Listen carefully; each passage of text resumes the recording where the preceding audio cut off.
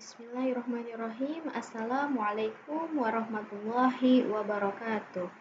Alhamdulillahirrabbilalamin. Wa bihi nasta'in wa ala umuri dunya waddin. Wassalatu wassalamu ala ashrafil anbiya'i wal mursalin. Sayyidina wa maulana Muhammadin wa ala alihi wa sahbihi ajma'in. Baiklah, pertama-tama marilah kita panjatkan puja dan puji syukur kehadirat Allah Subhanahu wa Ta'ala, yang mana dengan rahmatnya kita dapat berkumpul walau dalam bentuk daring dengan keadaan sehat walafiat. Amin ya robbal alamin. Kedua kalinya sholawat serta salam tak lupa kita haturkan kepada junjungan kita, Nabi besar kita Muhammad Shallallahu Alaihi Wasallam. Baiklah, di sini Ibu akan memperkenalkan diri Ibu sebagai materi di masa ta'aruf siswa madrasah atau matsama. Di sini Ibu adalah Ibu Arum Destuti Latifani Dewi. Ibu adalah guru bahasa Arab di MTSN 4 Pasir. Ibu beralamatkan di RT 9 Desa Samuntai. Alhamdulillah, pada kesempatan kali ini Ibu diberikan amanah oleh panitia matsama untuk memberikan materi yang kedua, yaitu berkaitan dengan belajar efektif dan pemanfaatan perpustakaan atau literasi di masa pandemi COVID-19. Di sini Ibu harapkan kalian mendengarkan dengan baik dan seksama, karena nanti Ibu harapkan dari kalian memahami apa isi materi yang akan Ibu sampaikan pada kesempatan kali ini. Baiklah, sebelum Ibu memulai materi, Ibu mau menanyakan dulu kepada kalian, mengapa kalian semua masih harus belajar dari rumah?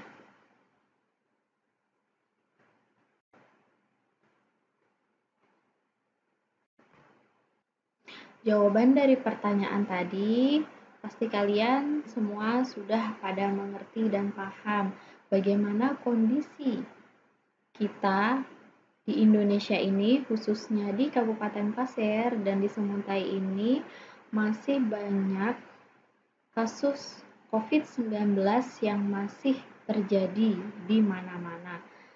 Nah, di sini Ibu mengambil berita hari Jumat tanggal 9 Juli 2021. Nah, itu baru aja ini ada info salib India kasus harian COVID-19 Indonesia nomor 2 di dunia.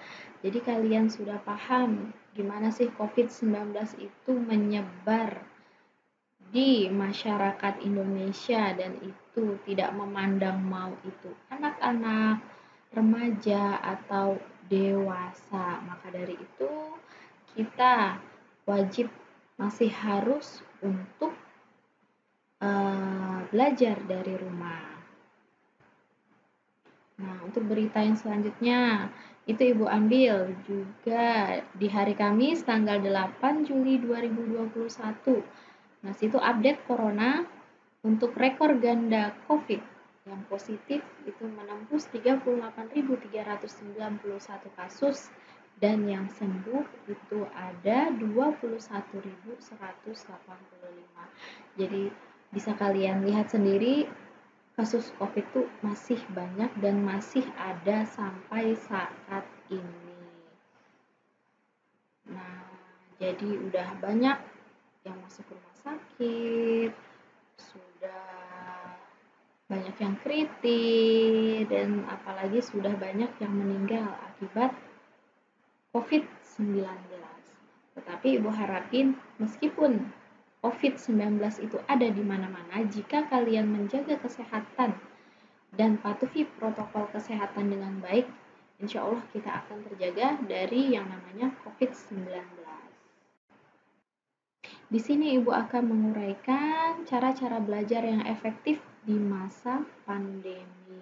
Itu yang pertama, tidak lupa dan tidak boleh lupa kalian sebagai siswa untuk berdoa terlebih dahulu kepada Allah Subhanahu wa Ta'ala, memohon agar diberikan kemudahan dalam belajar. Yang kedua, ciptakan suasana belajar yang menyenangkan. Yang ketiga, buat jadwal belajar online yang konsisten. Yang keempat, pastikan internet stabil selama belajar online. Yang kelima, siapkan amunisi, baik itu alat tulis, buku paket, serta makanan dan minuman jika diperlukan. Dan yang terakhir, tetap jaga kesehatan dan patuhi protokol kesehatan. Lanjut, Ibu jelaskan mulai dari yang pertama itu berdoa untuk diberikan kemudahan dalam belajar. Jadi sebaiknya memang saat kita belajar, sebelum memulai pelajaran itu alangkah baiknya dan wajib kita harus membaca doa sebelum belajar. Nah, doa sebelum belajar itu apa? Itu di situ udah Ibu cantumkan. Bismillahirrahmanirrahim. Rabbi zidni ilman warzuqni fahman waj'alni minas solihin. Yang artinya apa? Ya Allah, tambahkanlah aku ilmu dan berilah aku kemampuan untuk memahaminya dan jadikanlah aku termasuk golongan orang-orang yang soleh. Nah, di sini kalian harus perhatikan ya. Jadi jangan sampai lupa untuk berdoa sebelum memulai pelajaran. Oke, yang kedua, ciptakan suasana belajar yang menyenangkan. Nah, jadi karena kita posisinya masih belajar dari rumah, nah, jadi kita harus pandai menciptakan suasana belajar yang menyenangkan di rumah masing-masing. Ciptakan suasana ruangan di rumah yang tenang dan senyaman mungkin, karena nggak mungkin kalau kita ada suasana ribut waktu saat kita belajar, bisa jadi kita tidak fokus. Nah, jadi harus ciptakan suasana yang tenang dan senyaman mungkin. Nah, yang kedua, hindari belajar online di kasur. Masih banyak nih anak-anak yang masih belajar itu dengan nyantai di kasur. Nah, itu tuh akan memicu kalian mengantuk di tengah kegiatan belajar online. Seperti itu. Jadi usahakan kalau mau belajar online dengan posisi duduk yang rapi di atas meja, di atas kursi duduknya dengan menggunakan meja itu lebih baik. Dan apabila kalian ingin suasana yang menyenangkan, entah itu kalian menaruh sesuatu barang yang bisa kalian bersemangat, bisa menimbulkan semangat di dalam kalian, boleh-boleh saja asal selagi itu tidak mengganggu kalian dalam belajar online. Seperti itu. Cara efektif yang ketiga itu adalah buat jadwal belajar online yang konsisten. Karena kita masih daring, nanti dari pihak sekolah akan mengeluarkan jadwal pembelajaran nih di pagi hari sampai siang hari. Itu wajib yang harus kalian ikuti. Nah, untuk jadwal belajar online yang kalian buat sendiri yang konsisten, maksudnya di luar jam pagi sampai siang, itu kalian harus menyisihkan waktu untuk mengulang kembali materi yang telah kalian pelajari di pagi hari. Nah, buat jadwalnya terserah kalian, mau bisa di sore hari ataupun malam hari, seperti itu. Jadi siswa harus pandai memanajemen waktu agar dapat berjalan efektif dan efisien. Jadi keberhasilan belajar itu harus dimulai dari niat kalian. Niat kalian itu untuk belajar harus ada. Nah, nanti dari niat belajar itu, insya Allah materi yang disampaikan oleh guru-guru yang ada di madrasah akan dicerna dan diterima baik oleh kalian sebagai siswa.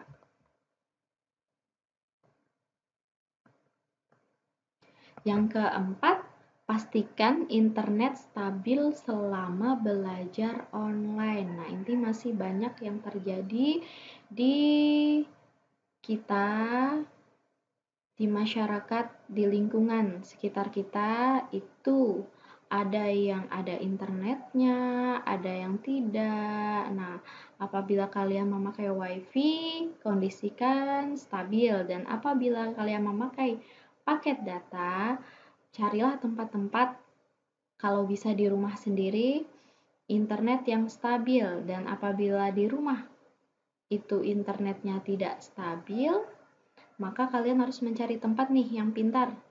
Mencari tempat yang ada internetnya itu stabil.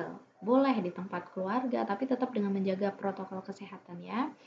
Jadi saat internet stabil, itu kalian akan lebih fokus dalam belajar online, sudah pasti. Karena apabila internet tidak stabil, macet-macet, atau loading lambat, nah itu akan mengganggu fokus kalian dari belajar. Jadi usahakan kalau kalian mau belajar, itu pastikan dulu internet di rumah kalian atau di tempat yang kalian pakai untuk belajar itu harus stabil. Karena di sini kita masih belajar melalui online seperti itu. Cara efektif yang kelima yaitu siapkan amunisi, baik itu alat tulis dan buku paket atau makanan dan minuman jika diperlukan, dan jika tidak mengganggu aktivitas belajar kalian diperbolehkan membawa makanan dan minuman seperti itu. Jadi persiapkan alat tulis dan buku. Pastinya kalau kalian belajar, kalian memerlukan alat tulis dan buku pelajaran. Nah, jika kalian belum memiliki buku pelajaran, kalian boleh datang ke sekolah, menemui penanggung jawab perpustakaan, yaitu Ibu Nur Inayah. Itu kalian bisa meminjam buku, tetapi wajib kalian menjaga dan mengembalikan buku itu lagi. Tidak boleh teledor, habis pinjam tidak dikembalikan, seperti itu. Jadi sekolah itu menyediakan buku pelajaran untuk dipinjam oleh kalian bagi siswa yang terkendala, misalkan internet tidak ada atau buku yang dipegang tidak ada, boleh silahkan datang ke sekolah dengan mematuhi protokol kesehatan seperti itu. Yang keenam, tetap jaga kesehatan dan patuhi protokol kesehatan. Itu harus, karena di masa sekarang ini kita masih menjumpai COVID-19 tuh ada di mana-mana. Nah, ini peraturan yang terbaru itu cara penggunaan masker itu harus double. Yang sebelumnya satu itu masih efektif, sekarang harus pakai maskernya double, kain dan masker medis. Jadi cara penggunaannya, kalau Ibu lihat di sini, itu yang pertama itu pakai dulu masker medisnya. Pakai masker medis lalu dilapis lagi dengan masker kain seperti itu. Karena dari berita yang beredar itu COVID-19 saat ini semakin mudah tertular di antara manusia. Jadi penggunaan masker double itu sangat penting, seperti itu. Jadi penggunaan masker yang baik itu masker medis satu, itu duluan, dan kemudian masker kain. Jangan juga masker kain dua-duanya atau masker medis dua-duanya. Karena yang sesuai anjuran itu masker medis satu dan masker kain satu. Nah, selanjutnya ingat, selalu protokol pencegahan COVID-19 itu ada 5M. M yang pertama itu menjaga jarak. Menjaga jarak itu minimal 1 meter. Dan M yang kedua itu membatasi mobilitas. Maksudnya di sini, jika kalian tidak ada kepentingan yang urgent atau kepentingan mendesak sekali, kalau bisa di rumah saja, tidak usah kemana-mana. Dan apabila itu urgent atau penting sekali, keluar rumah, patuhi protokol, itu wajib. M yang ketiga, memakai masker, itu udah pasti. Jadi jangan kalian merasa sehat, itu tidak usah pakai masker, itu tidak benar. Mau yang sehat atau yang kurang sehat itu wajib memakai masker. M yang keempat itu mencuci tangan. Nah, ini wajib ya, mencuci tangan. Setiap keluar jalan kembali ke rumah itu wajib mencuci tangan. Atau setiap selesai bertemu dengan seseorang, itu setelah kita ketemu, itu wajib mencuci tangan. Dan yang terakhir, menjauhi kerumunan. Ini sudah pasti karena dari kerumunan itu bisa saja COVID-19 menular di antara kerumunan tersebut. Jadi wajib bagi kita menjauhi kerumunan. Itu 5M, protokol pencegahan COVID-19. Oke, selanjutnya cara mencuci tangan nih, ada 6 langkah. Cuci tangan pakai sabun.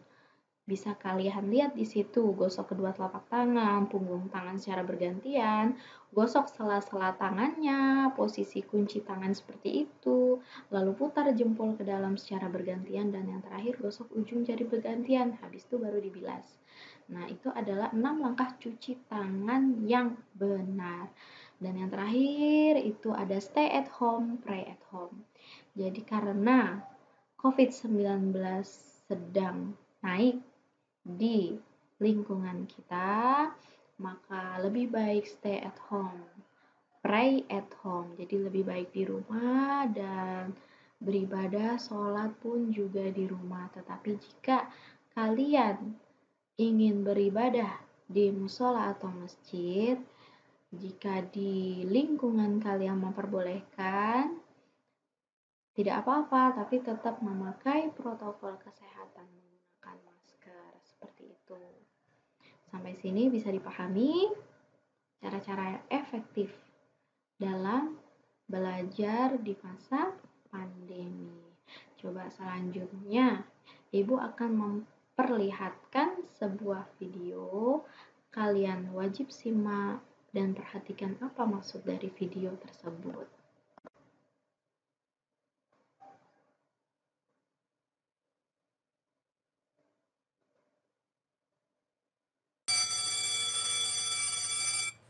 Anak-anak, jangan lupa ya mengerjakan PR yang sudah ibu minta. Besok akan dikumpulkan. Ayo dibereskan, bersiap pulang. Dadah semua. Dadah. Sampai besok. Hai Ina, sebelum pulang kita bermain dulu yuk dengan teman-teman yang lain. Andi, kita kan ada PR dari Bu Guru. Nanti kalau tidak sempat ngerjain gimana? Sebentar saja kok Ina, tidak sampai sore. Tidak aku mau pulang saja, mau langsung mengerjakan PR sampai besok Andi. Ya sudahlah kalau itu maumu, sampai besok juga.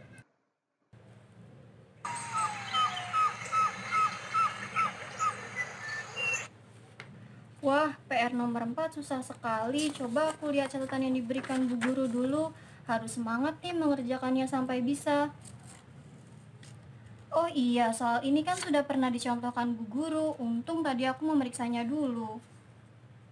Hore, akhirnya selesai juga. Mudah-mudahan dapat nilai bagus. Wah, masih sore nih, masih bisa istirahat. Untung tadi aku tidak ikut Andi bermain. Kalau ikut, bisa-bisa aku belum selesai mengerjakan PR. Aduh, karena kasihkan main aku sampai lupa ada PR. PR-nya susah sekali lagi. Ini nomor 4 bagaimana mengerjakannya ya?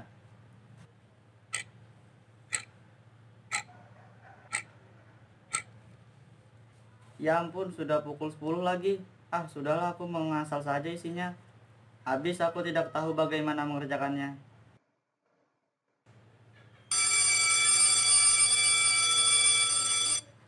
Ayo anak-anak, keluarkan PR-nya, kumpulkan di depan. Ina, PR-nya susah sekali ya. Kamu bisa tidak mengerjakannya? Memang sih ada yang susah, tapi karena aku mengecek catatan dari Bu Guru, jadi ya bisa dia menyelesaikannya. Setelah ibu memeriksa PR kalian, ternyata ada yang mendapatkan nilai 100, yaitu Ina. Selamat Ina.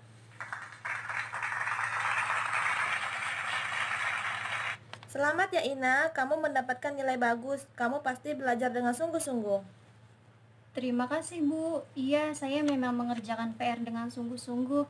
Karena belajar dengan giat, saya dapat nilai 100. Saya senang sekali. Baiklah Ina, kamu boleh kembali ke tempat duduk. Wah Ina, selamat ya kamu dapat nilai 100. Coba saja kalau kemarin aku tidak main dulu sebelum mengerjakan PR, pasti aku juga dapat nilai bagus. Iya Andi, makanya kalau ada PR lebih baik dikerjakan dulu baru bermain. Kamu juga harus kerja keras ya mengerjakan PR-nya, jangan hanya karena susah lalu putus asa tidak mau mengerjakan lagi. Pokoknya harus semangat ya. Dari video berikut, ada 2 contoh karakter yang harus dimiliki oleh kalian, yaitu apa? Yang pertama disiplin dan yang kedua tanggung jawab.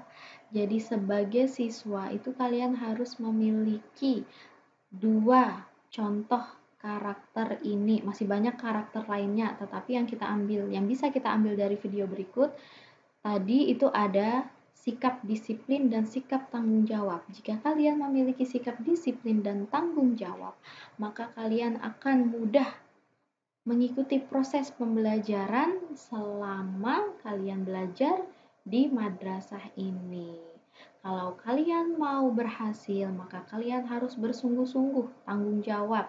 Kalau punya rasa tanggung jawab, pasti kalian akan mengerjakan dengan sungguh-sungguh. Dan insya Allah hasil yang kalian peroleh nanti adalah hasil yang maksimal. Seperti itu. Nah, di sini coba kalian baca, kalian perhatikan, lihat itu ada al ilmu bila adabin kanari bila hatobin wal adabu bila ilmin kal jasadi bila ruhin. Nah, jadi ilmu itu emang penting, tetapi di atas ilmu itu ada adab. Adab itu perilaku, sikap kita. Nah, di sini diibaratkan ilmu tanpa adab seperti api tanpa kayu bakar. Nggak ada artinya. Ada api tapi nggak ada kayu bakar. Ada ilmu tapi nggak ada adab. Yang kedua coba, adab tanpa ilmu itu seperti jasad tanpa ruh. Juga nggak ada artinya.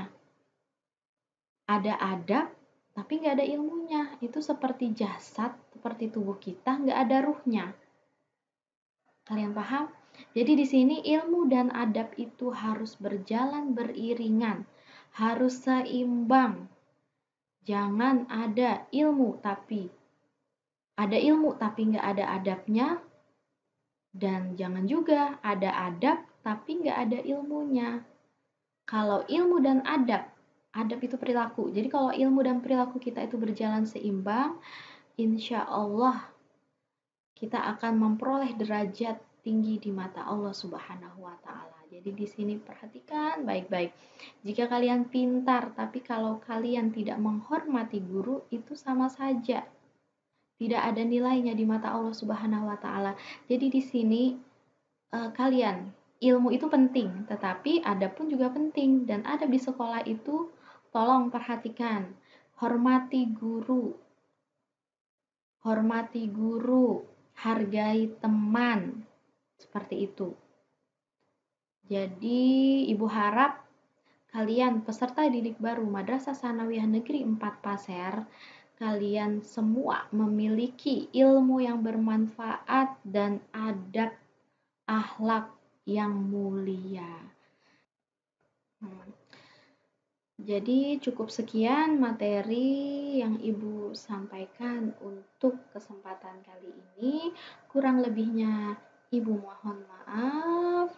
Dan sebelum Ibu akhiri, Ibu akan mencantumkan di deskripsi YouTube kalian, deskripsi YouTube video Ibu, itu kalian wajib isi di dalamnya nama kalian. Dan ada beberapa pertanyaan terkait materi yang Ibu sampaikan tadi. Untuk Ibu mengetahui kalian sudah paham dengan materi yang Ibu sampaikan pada kesempatan kali ini. Syukron ala husni ihtimamikum. Assalamualaikum warahmatullahi wabarakatuh.